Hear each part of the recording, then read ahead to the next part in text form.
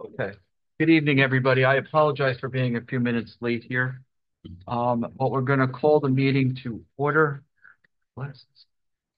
Okay. This is a regular meeting of the Allendale Land Use Board at which formal action will be taken on the items listed on the agenda and upon any other matters which may properly come before the Land Use Board. The requirements of the Open Public Meetings Act have been satisfied through posting on the public bulletin board and in the municipal building and on the borough website and by publication of the record on December 29th, 2023, with copies also being sent to the Ridgewood News. Certain agenda items will be open to the public for comment and/or testimony. The board will advise the public when such matters are open for their comment or testimony.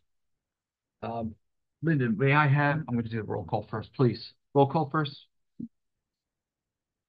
You want to do the salute? We'll do the roll call first, please. Okay. Vice Chairwoman Bergen. Here. Board Member Walzala. Here. Board Member Petrino. Here. Board Member Gugliaro is absent. Councilman Delawisio is absent. Board Member Dallo. Here. Chairman Sirico. Here. Mayor Wasinski. Here. Alternate Butler is absent. Alternate Conti. Here. Okay. Before we get forward, I just want to have everybody join me, please, and salute the flag. I pledge allegiance to the flag of the United States of America and to the republic for which it stands, one nation, under God, indivisible, with liberty and justice for all. Thank you. Okay. So we did the roll call. One thing on the agenda that comes up next is the approval of the minutes.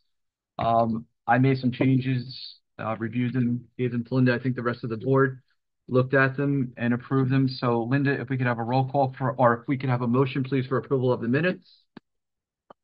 I'll make a motion to approve. Thank you. Second? I'll second. Thank you. Vice Chairwoman Bergen. Yes. Board Member Walzala. Yes. Board Member Petrino. Yes. Chairman Sirico. Yes. Okay. I'll do it before the resolution. Let's just do it now. Sure. Okay.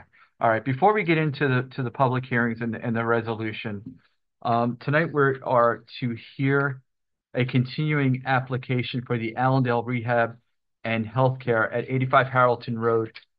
It's application file number 2024-04. Council, I notice you're here, and Council, I turn it over to you. Thank you. Chairman, sir? of the board, we were here at 17 at the time. There were 6 members present.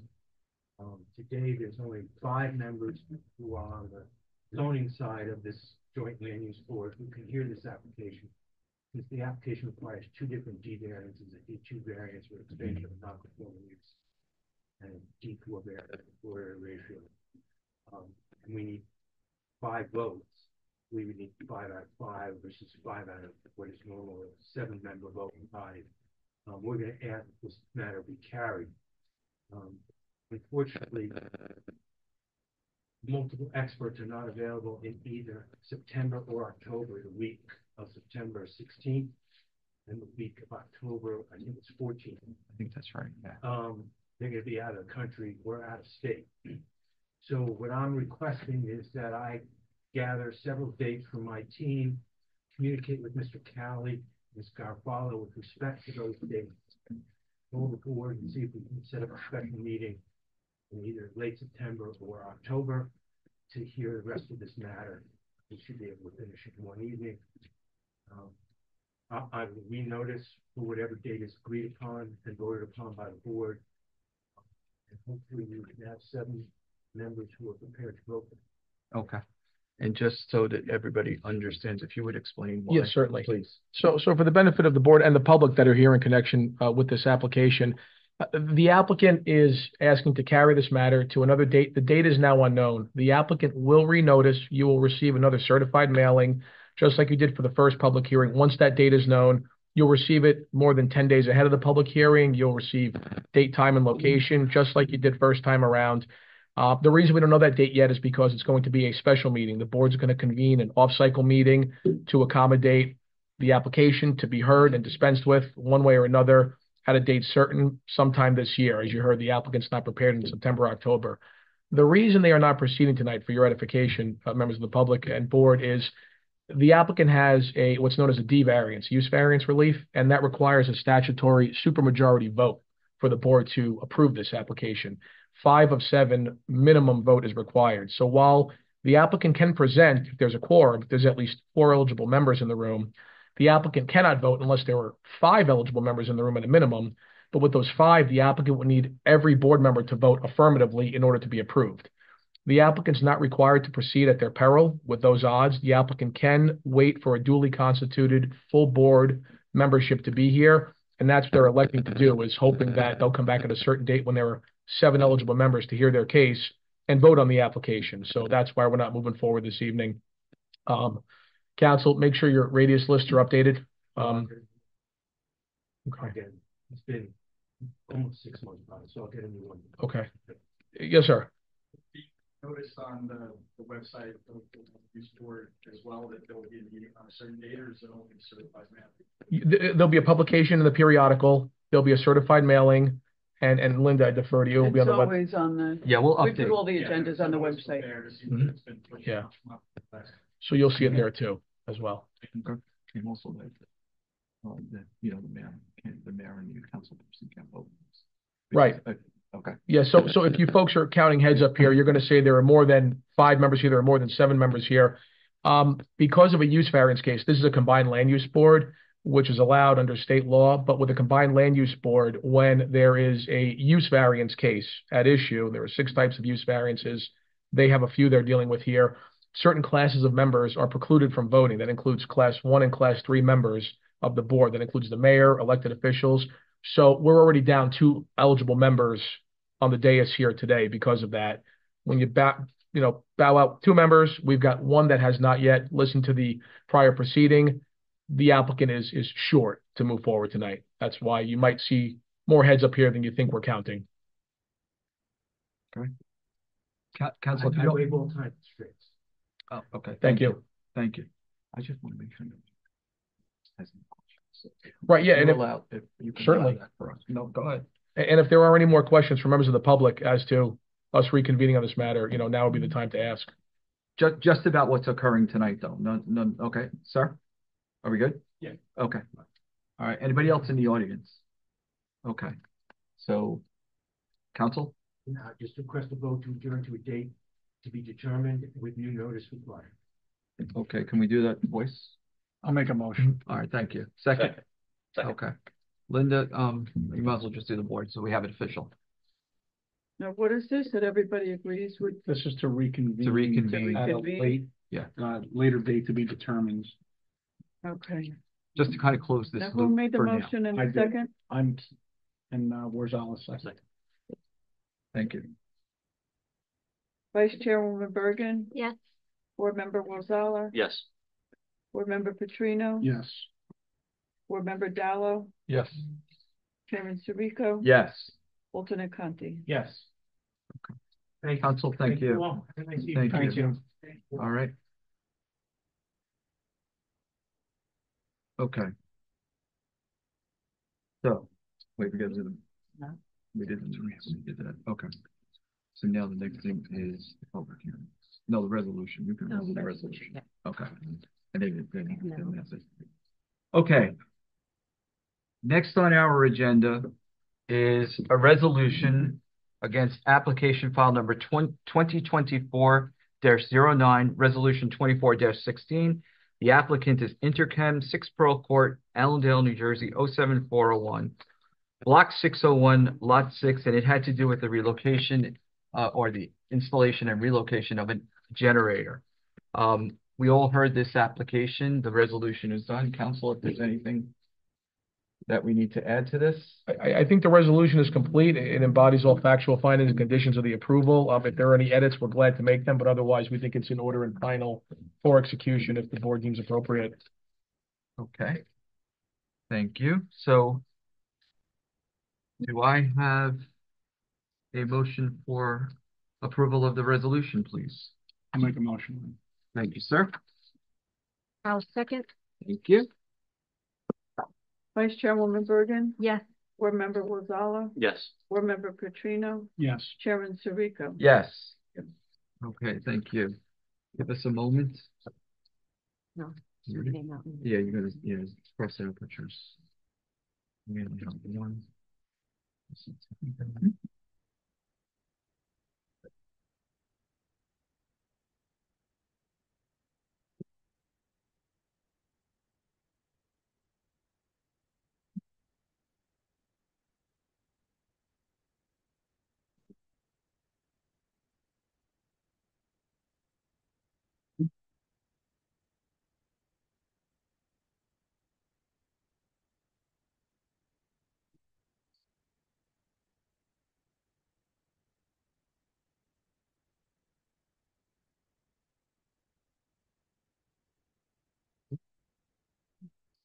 Yeah. Right? Okay. So, moving now into the public hearings, we have applicant file number 2024-10. The applicant is Craig and Leslie Foster, 146 Park Avenue in Allendale, block 1703, lot 11, and is the installation of a shed in the backyard pursuant to 270-14C, parentheses B, parentheses 2. Sir, thank you. Before we, okay, so Melissa, I'm going to announce you. Okay, so council, Melissa Bergen has to recuse herself Okay. because of proximity to the property in question. Okay, very good. So, Okay. and we're going to get you on the record in a moment, sir, and sworn in. So the vice chair has recused herself, living within the 200-foot radius list of your target property, which is subject to the application. Mr. Foster, if you wouldn't mind. Oh, yeah. Yeah. And you could, sir, you can bring it. You can bring it. You can bring it to the You table. can bring it to the Table. table, but we'll swear you in. It's up, whatever you want to do. Okay. Okay, all right. We're going to have to swear you in. So if you wouldn't mind, state your name, spell your last name, provide a property address, and then we'll swear you in a moment. Brett Foster. And 6 Park Avenue. And you are the applicant? Yeah. And do you swear or affirm the testimony you're about to provide is the truth, the whole truth, and nothing but the truth? Very good. So I imagine you are the only witness on this application, it appears? Yeah. Wife is, but she's one of these. Okay, someone's got to be, right? So what you could do, sir, is you can prosecute your application. You can explain to the board what brings you here, what your proposed development is. You've identified the relief in the application. If you could walk the board through that, the board is going to have some questions, I'm sure, of you, as may the board consultants, the professional consultants to your left, and then we can go from there. So it's very simple. We like to put a storage shed in the back right corner of our property. The hardship aspect of it is the uniqueness of this plot is where, as you can see from the property survey, basically it's surrounded by 3 streets. So the setback rule requires that we would be effectively not to put it almost in the middle of the yard, which is what we'd like to avoid for a storage shed. So the contemplated shed is under the 200 square feet, the 20 right feet that I think it's allowed. It actually may end up being a little bit smaller when it's all said and done. But that's effectively what the application's for. I can walk through. I took some pictures to show, in case anyone is not familiar with this particular strip of properties. In the back, people along the entire strip of properties use the back Mallinson Street effectively as the backyard. So that's the issue. So we're just looking at it, conform with the property and So to be clear, most if not all of the homes on Park Avenue front on Park Avenue. Okay, with Mallinson being what would be considered in most cases and generically the rear parts of their yards and their properties. Yeah, they're dual fronted properties. Okay. But most of them have the address of or the houses are configured so that they're part of the house. So it varies as far as if you take a walk down Mallinson, it varies as far as if something on the kind of shed, that's close to Mallinson, it's just like we want to protect that, that's for it's on property. So what we're looking as far as placement is put in actually a little further back than a couple of the detached garages that are on the street. Again, it's very conform. And I mean, ideally, we have trees along balancing, green giants that will hopefully give us a little bit of privacy. And people will find public way to see if it's the event. As far as the height, it's 7 to 8. So it's Standard shed height. Exactly. Okay. And your, I'm familiar with your home, so your home I know has the front garage. Everything you do is towards the Park Avenue side. Correct. Okay. And I think it's important to note that, you know, on Mallinson, like a lot of the backyards, they should look like front yards. So it's important that it's aesthetically pleasing because you can see everything. It's not really, I mean, it's right out there. So if the shed was to be, you know, kind of in the middle of the yard, I think that would not look appealing to the neighbors or to the cars driving by. And I went through I've actually driven down there. I know I'm familiar with the neighborhood. So I know that, again, as you pointed out, people either have garages or some people have sheds. Okay. And they do tend to be closer to the Mallinson side of the properties. That's why I keep saying about the front of the houses being on. Yeah, it would require people to have roughly, it's a 48-foot setback, but it's for our property, so call it, it's depending on the property. Again, the setback, which for most of the properties here, that's putting it, how you can see the line, but it'll be in the middle of the backyard, which is granted. So it just very nice. Okay. Okay. Currently, right now, where you've drawn, you have 9 feet called out here. That 9-foot dimension, where is that? What is that? The 9-foot would be from the edge of the property line. From the edge of the property. Where the back side of the shed. Okay. And the setback from the edge of the Mallinson, where the context is 11.5 feet roughly. So it makes it around roughly 20 feet from the edge of the fence. Between the edge of Mallinson and the shed, like I said, would be, it's a row of big giants. Okay. 5 or 6 years. It's going to block your gardens. Yeah. I was actually going to ask you if you brought some zucchini and Yeah, tomatoes. yeah. it would have helped our decision a little bit. So you have to wait till next year because unfortunately the deer. Yeah, wow. Where our fence is not complete yet, we're hoping to have it complete next week maybe. Come to the deer presentation on the 17th. You'll get all the information you need. Just for context, what we're referring to is Mr. Foster. I noticed that you had, I guess, they're raised beds. Okay, so that's what the mayor and I are alluding to. So it was more of a passion project for my mother-in-law and my wife. When it's back growing that big, we'll probably expand it if we can keep it around. Yeah, good. Pepper. Okay. Board, please. Yeah, Frank, go ahead. I just Please. have a question. I mean, earlier you said you're putting the shed on the right side of the property, but looking at the property, it's on the left, right? Okay. I guess my one concern is that currently there's no curb on Mallinson, and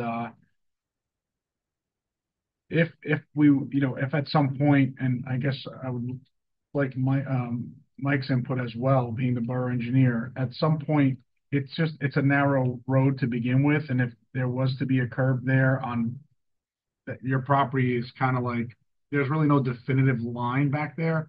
So I don't know if this measurement is from like when you bought the house, were the corner staked? Like, how did you come up, or how are you coming up with that dimension? Because I don't know if we have a dimension on Mallinson, Mike, but that's pretty narrow, right?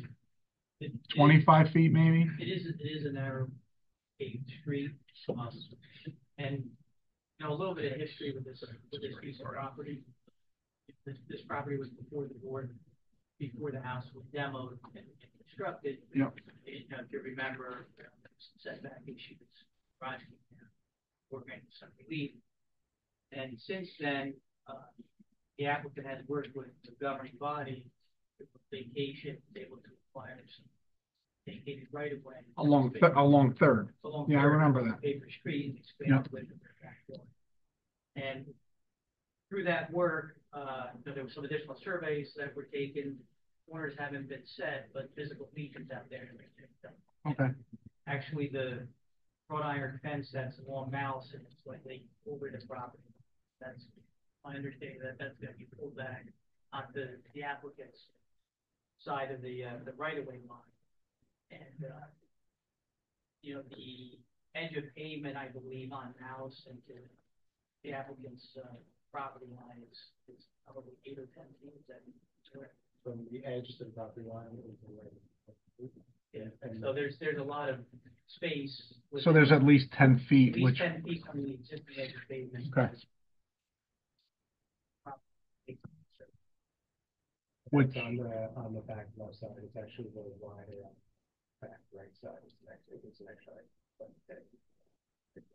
well, the fact that it's at least 10 feet is comforting because any right of way, right, from the curb 10 feet back is essentially, is an easement, whether it's for utilities or something else, or maybe perhaps, curbing, sidewalk, whatever, but just keeping that in mind, I wouldn't want to see you put the shed too close and then, have to move it at some point. It's a risk that we're aware of, and we're aware when we spend money to put in some of the green giants and those spruces. That if it comes to pass, if there's a desire for a sidewalk on that road, then they'll be able to accommodation whatever requirement is. So did I hear properly that the fence, you're gonna move the fence? We're gonna move it back. Back. It was a bad measurement. Uh-huh. So, Okay. so essentially it was set, I had told the fence people, but it looked like from my measurement, it looked like it was 10 feet and the 10-foot setback to the. Was your contract, right? Trying to help you out here. Yeah, we're on the record, by the way. With my Tape measure. it looked like it was roughly 10 feet. It jives within my head that there's a 10-foot setback in the front on part. So that I verified because we think we're putting trees along in between the curb and sidewalk. So it just seemed to make sense. So the fence people think I said 10 feet, just went parallel.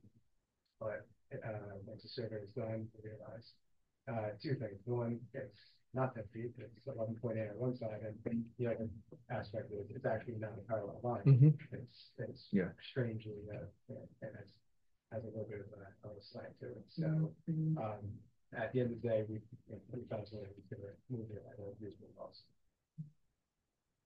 Just out of curiosity, because I can't remember when I drove down there for my own edification, is it street fence arborvitae's or is it street arborvitae's fence? It's a street arborvitae's fence.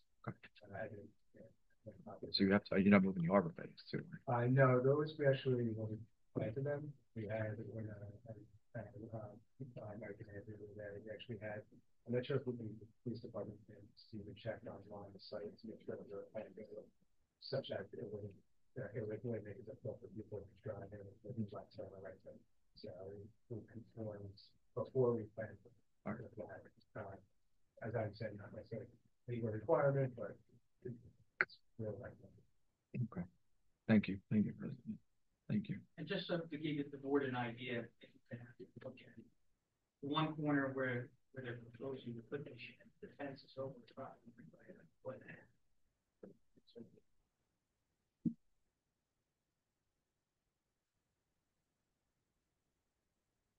And the full right of way they available the town decided. And that 9-foot measurement is just the question is from the property, not from the taxes. Taxes basically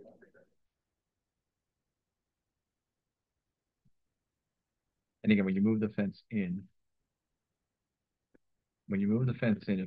if we were to grant this where you want to put it, how close to the fence? Just again, how close to the fence would this? Yeah. It'd be 7.5 feet. Okay. Okay.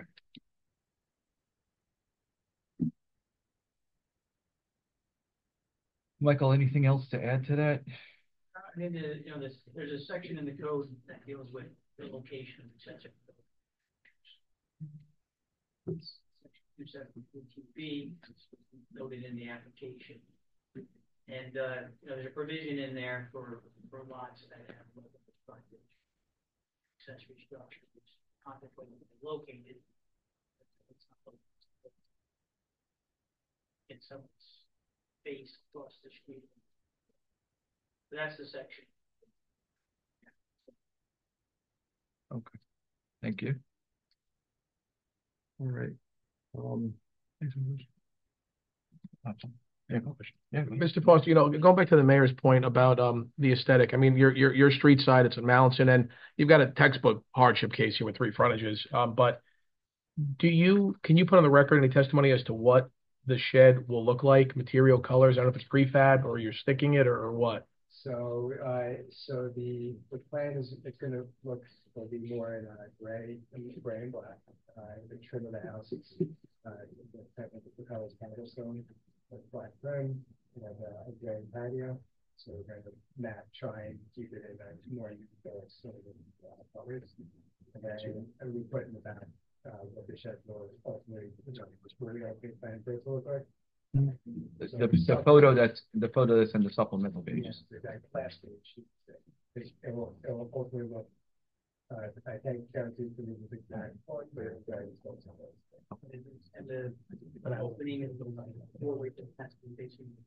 There is an interior, will be efficient as best regard it is, and then we plan we'll have a gate that is in the back end of the house. And there won't be anything stored behind the shed or next to the shed. No garbage behind the Yeah, shed no while we walk garbage. by. Don't put all your old. Yeah. Out of my site and I stare at that and Yeah, we don't want to look at it. Yeah. Put it on your side. Yeah, we just have to get that, that you agree to all of that. All right. Do you plan on having any electrical or lighting on the shed? No. Good question. And again, it's just a shed, grass leading right up to it, no concrete kind of stuff. No. Just go into it and be done with it. And it'll be just on top of gravel with and then vegetable garden in the back. Some advice: put the gravel down, make sure you bury underneath there, because I had woodchucks underneath mine all the time. Okay. And I had to dig down like 18 inches so they didn't burrow underneath it. Okay. So yeah. Board members. Okay. I'm gonna open it up to the public. Comments, questions? Are you sure? Okay, seeing none, I bring it back to the board. Any further discussion? Okay. Michael, anything else? Ed? No question. Sorry, I brought you here today. Okay. You didn't know. Okay. Did I have or is there anybody who would like to make a motion to approve this? I'll make a motion. Thank you. Can I have a second? I'll second. Thank you, sir. Okay, is there anything we have to add to this, council?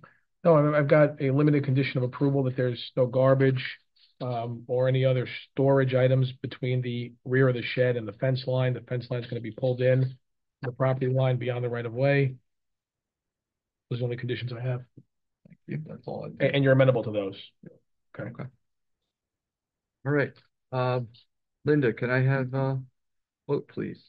Board Member Rosala, Yes. Board Member Petrino, Yes. Board Member Dallo, Yes.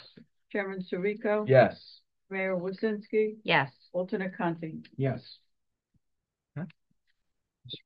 You're approved. Good luck. Good luck. And by the way, this was complete. Thank you. Thank you very much. All right. Bye-bye. Okay. Night.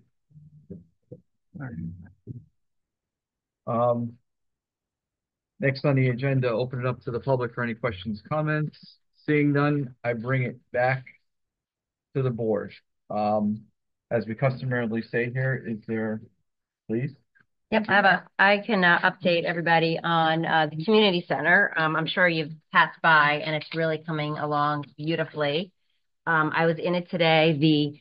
The gym floor is done. The basketball courts are up. The scoreboard is up. The kitchen, actually, we had a little course today on how to use this like insane stove. 6 gas burner griddle. There's a deep fryer.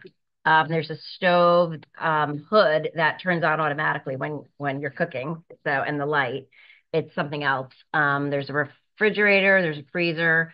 And then, of course, we have our big community room that'll be divided if we need to have 2 separate groups in there. That also has a kitchenette area. Just the colors, everything really came together beautifully. So, you know, kind of the next steps are we're going to have like a meeting with most of the organizations and some of the community just to see kind of what their thoughts are on the usage. And then we have to, we still have a lot to do before we get our CO, the generator being one of the major holdups. But it'll give us time to kind of figure out how we're going to work the calendar, how we're going to work the new state-of-the-art system, because it's a keyless system. We're going to be giving people codes and stuff.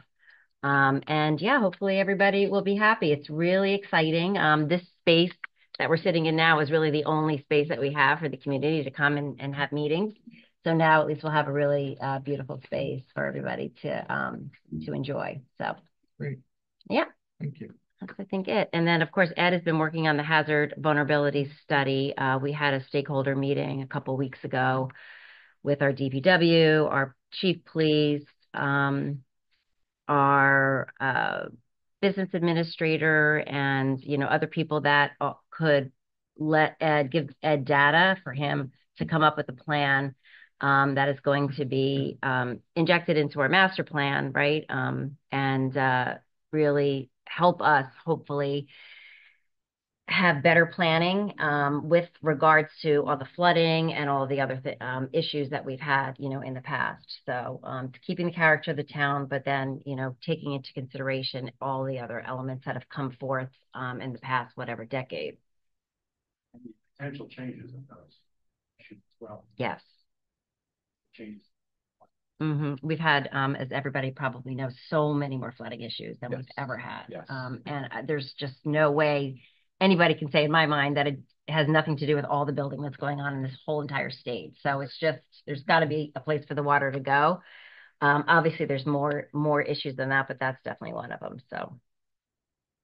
If I could add to what the mayor just brought up as well. You may have seen in your email box, I tried to send it to all board members today. 2 things. One was the mapping.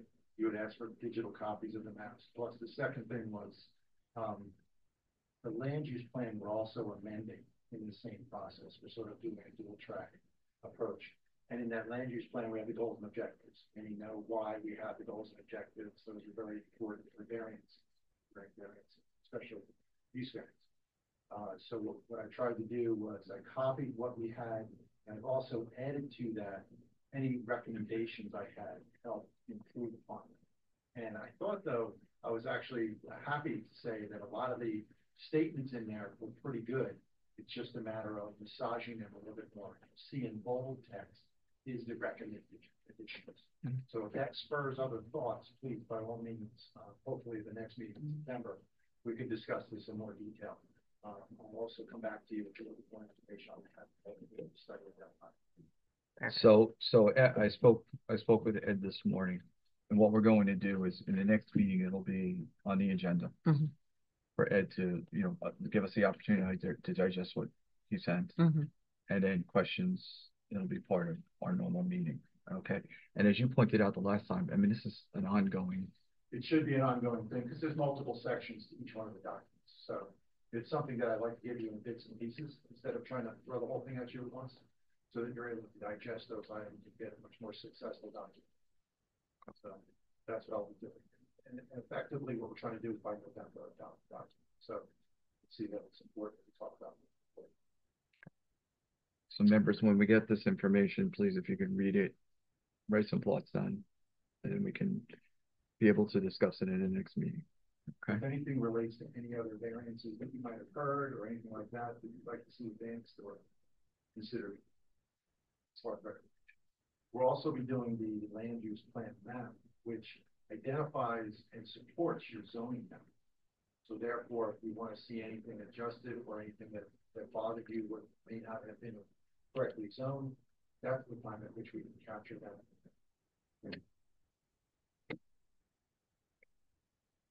I had one thing in there, I can't remember.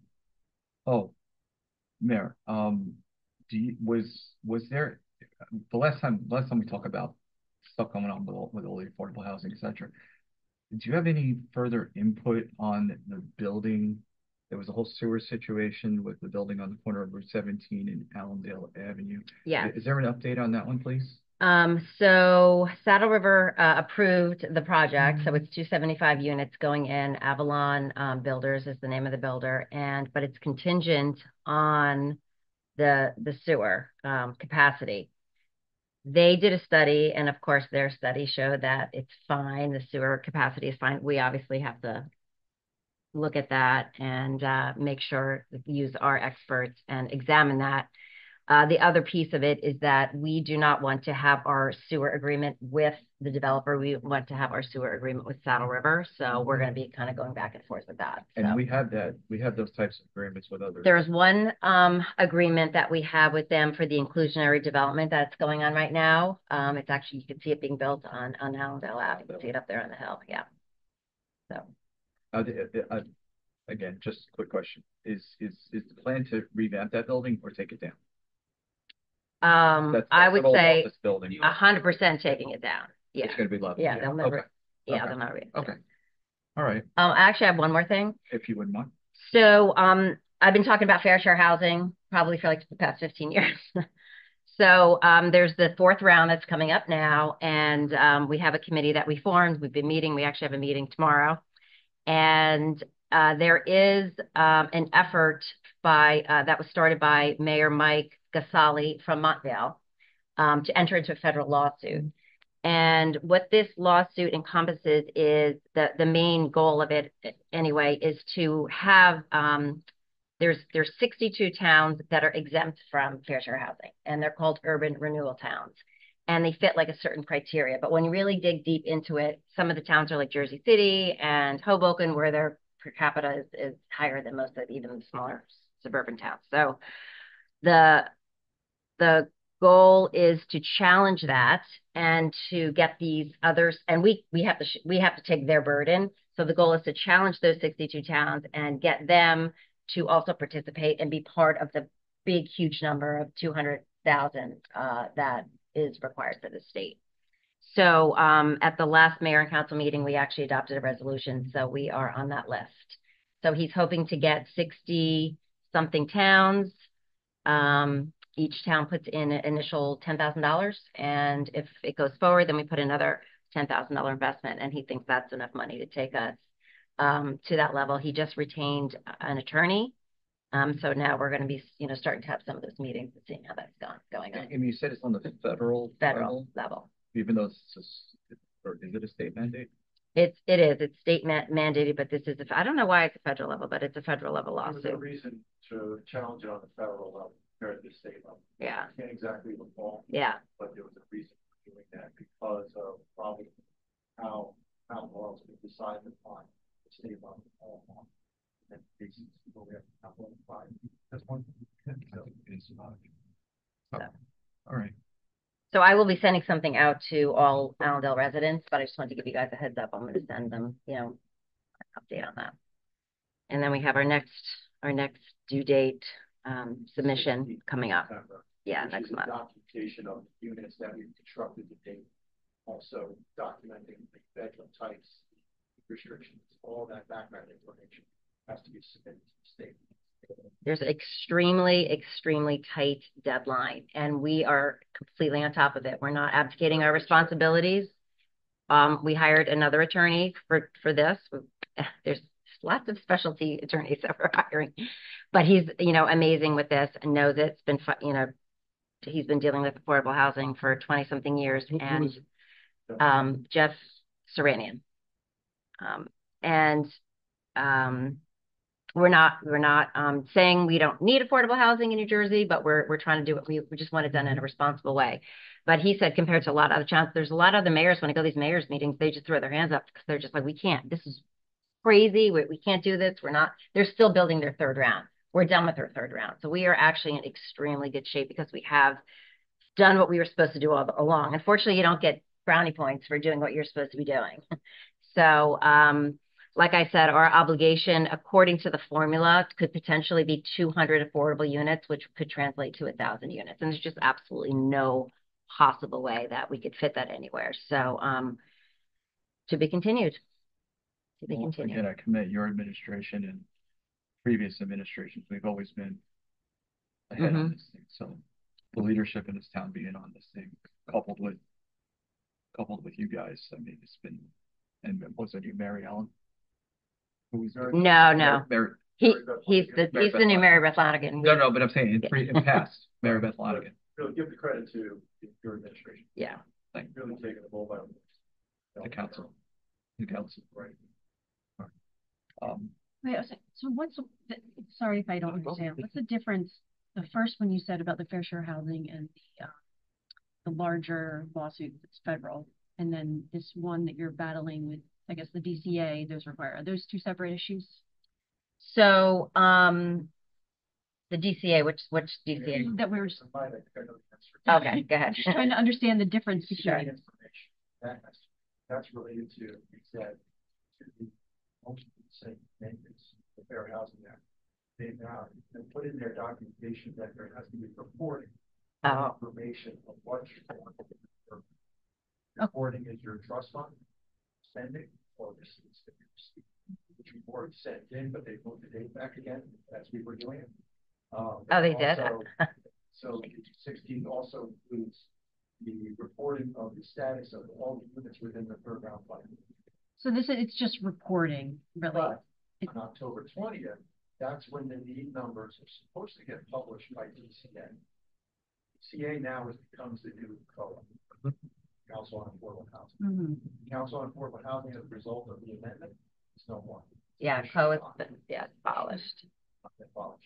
So therefore, now it's back to DCA. The question of how DCA is going to put this all on, because they're relying on the state plan. The state plan, if I could just order you with this for a quick moment, the state plan is establishing where they'd like to see growth.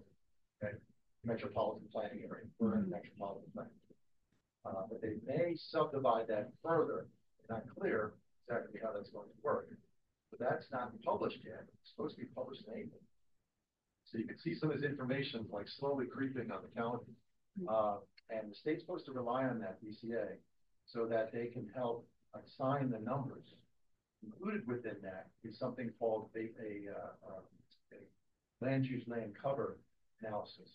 The land use land cover analysis is being reviewed by Rowan University in the GIS system. What we don't know is that there's going to be enough time for all that information to be ready so that they can figure out all these numbers, proper distribution of the numbers. So we're waiting to see how that all plays out. But that's DCA. So right. DCA now is to take control of distributing the numbers as well as receiving any objections we may have to the numbers, which is going to be in December, the deadline in December. And then in January, if we don't disagree with the state's numbers, we have to adopt a resolution by the end of January for that to be filed. And then any objections to that number could be heard. Whole convoluted number of series of compressed deadlines. Yeah, and so most likely a lot of people are going to object to their numbers. And this, what do they call it? The council, but what's it called? It's like the program, which consists of like 6 judges, ex-judges. They have a month to go through all of the objections supposedly and get back to people. There are lawsuits now that are going on for years and years with other towns. So how they could potentially take all these municipalities and go through all of these objections in a month is just questionable. So it's just part of the whole system that I feel has just been disjointed from the very beginning. And it's, as you know, it used to be COA, then COA was abolished, now it's the DCA. Like it's been flipped. It was in I think it's better at least that it's not in the court's hands. That's the one good thing, right? So, you know, here we are again.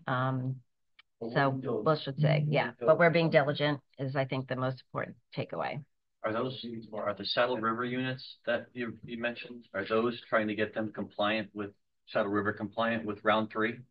Okay. That's interesting. Well, no, actually they say they don't need them for round 3. So the Saddle River mayor says they don't need them for round 3 and they don't want them for round 4. So they don't want this development. So they're trying to fight the development, which is very interesting. So it's been this little ping pong match. I probably shouldn't have voted on the record in case Purpose comes. Anyway, so but Fair Share Housing wants it because there's about 54 affordable units in it. The Rosie O'Donnell house they used to have, and that they took that to court and they won. So they don't have any there. But what Saddle River did is buy pieces of property all on the outskirts of Saddle River, and they want to make those like 100% inclusionary, so they don't have all of these extra units. Okay. 375 units, that's significant. Yeah. You know, that's and then the other 100. So there's 450 something units going in on our border, like literally right there on our border. So I'm surprised Saddle River hasn't made a play. What was there, Residence Inn or something like that along Borough Line? Well, this basically it's right next door to that. Yeah, it's next door, but they didn't make a play for that and try and convert that hotel or Residence Inn into units as well. Well, this was one of their overlay zones. So because they didn't have it, so this office building was an overlay zone. So yeah, Saddle River definitely doesn't want it. They don't need it for their 3rd round, and they don't want it for their 4th round, but we'll see. Sure is impactful to us, though. Very impactful to us, especially since he said that one area where the one Choctaw Trail, he said that had the most deer in that one area than anywhere else in Saddle River. So I'm like, where do you think they all went? So they all came down. So impactful in many ways. Speaking of deer, there seems to be a lot more. Well, they just deer. They just announced this morning that they're doing their call again. Yeah, they're doing the call. Mm-hmm. Yeah, they just signed up for another year. Mm-hmm. Crazy. Yeah, we're having the DEP and Tyco come to speak to residents on the 17th, and then if it's worthwhile, and there's other towns and especially contiguous towns, it's something that we could definitely consider in Allendale. I just said on the record. That might get me in really trouble. Well, as a resident, there's no, listen, it's the last thing, honestly, with all the stuff that's going on that I would, undertake. But if it's necessary, I'm not going to shy away because, if it's the right thing to do, we're gonna do it. If it makes sense. It just didn't make sense for us to do it by ourselves. It makes sense to do it with a bunch of other towns. So. Okay. Anything else to add? Anybody else? Okay. I just have one final request, please. I know that this is a volunteer board, and I've said to you guys all, thank you in the past. I value the time that everybody puts in here, but I have a serious request. Linda always puts out if we're going to be here. We need to know, like tonight was put off for other reasons, but including the fact that we didn't, we had to make sure we had enough voting members. So please, if you guys could get back to Linda, give me a time. How far, when do you want to know? The Monday before? Or the Friday before? And I know everybody's schedule changes. The Monday before would be perfect. Monday before. Like Monday 2 days ago before tonight. Yeah, okay. When I send out that last reminder that asks for your responses, today I was texting board members just because I knew we had a big application and didn't want this to happen. And then everybody responded. Yeah. But the agenda goes out and then I send a reminder the Monday before.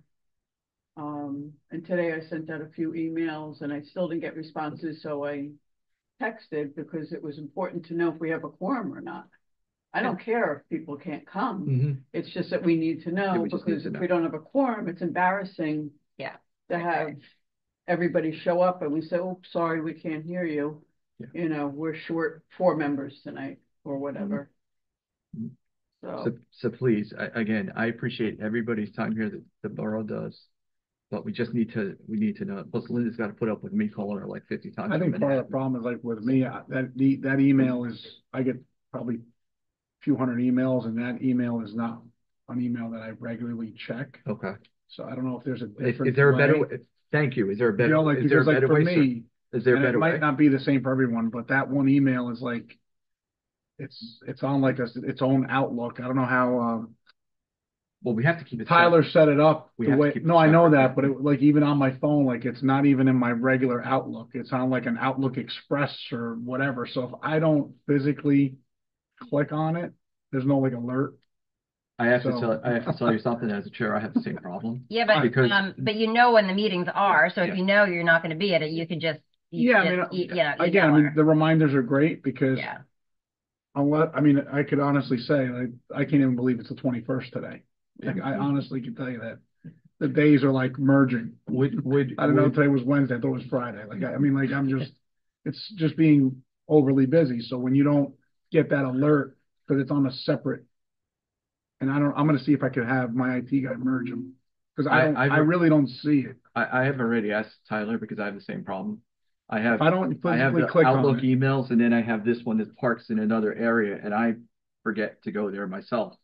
Sometimes I have to open up a separate mail application, and he said it has to do with I think there's something legal in there. Okay.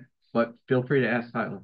I'm going to ask my or your IT guy. And if there is a way, let us know. But I think it had something to do with legal. You may not. I don't even know if you could even comment on that. I don't know. Yeah, I don't know. Think you can comment on that. It might be. It might just be a privileged information thing where it goes and how it's routed, but. I still use a typewriter. That's not even really a computer. That's just to make me look smarter. I don't want to belabor this point, but please just respond. But I have one final question. Would texting be legal? Sure. If you put a group text together, a group text. Well, we're not talking about substance of any application. It's completely perfunctory. I think that's fine. Personal phone, though. It's her personal phone. Yeah, that's a good point. Does that make the phone discoverable? Yes, probably. It would, depending on what you're talking about at that point. I think everybody can figure it out. You're all really smart. You can put little things on your phone to remind you. There's bells and whistles and everything on these things. Smart. So you it's a smart phone. You're smart. I'm going to go back to a flip phone, just so you know. Oh. Again, I say thank you. Just please don't forget. And I think Dad has a smartphone, but he doesn't know how to use it, so it's not that smart. There you go. Okay, I don't want to keep talking here. Anybody else have anything? Nope. All right. Can I have a motion to dismiss? There's a way to put that. I'll make a motion. Thank you. Second. Second. Thank you. All in favor? Aye. All right, everybody. Thank you very much. We'll see you in September.